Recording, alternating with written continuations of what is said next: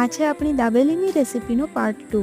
તો તેની ચટણી બનાવવા માટે અડધા બટેકાની અંદર 1 ગ્લાસ પાણી નાખીને તેને સરખી રીતે બ્લેન્ડ કરી લઈએ. પછી તેના અંદર ગરમ મસાલો અને ખજૂર આંબલીની પેસ્ટ એડ કરીશું. જો ખજૂર 50 ગ્રામ હોય તો આંબલી 5 ગ્રામ જ લેવી. મેં 1 ગ્લાસ પાણી વધારે એડ કર્યું હતું અને હવે તેનો વઘાર કરવાનો છે. તો થોડું તેલ લઈ તેની અંદર થોડી હિંગ અને હળદર એડ કરીને આપણો જે આ રસો તૈયાર થયો છે તે આપણે તેની અંદર એડ કરી દઈએ. હવે છે મસાલાનો ટાઈમ. તો આપણે તેની અંદર લાલ મરચું પાવડર, ધાણા જીરું પાવડર, ગોળ અને સ્વાદ અનુસાર નમક એડ કરી દઈએ. પછી તેને સરખી રીતે ઉકાળી લઈએ અને તેની અંદર ટોપરાનું છીણ અને મસાલા સિંગ એડ કરી દઈએ જેથી તેનો લુક મસ્ત આવે. અને આની અંદર ખટાશ ખૂબ જ ઓછી હોય છે, તેથી જો આંબલી તમારે વધી જાય તો ગોળથી બેલેન્સ કરી લેવું. અને આ ચટણી અમારા મોરબીના જે ફેમસ દાબેલીવાળા છે ને તેના જેવી જ છે, કોપ્પી.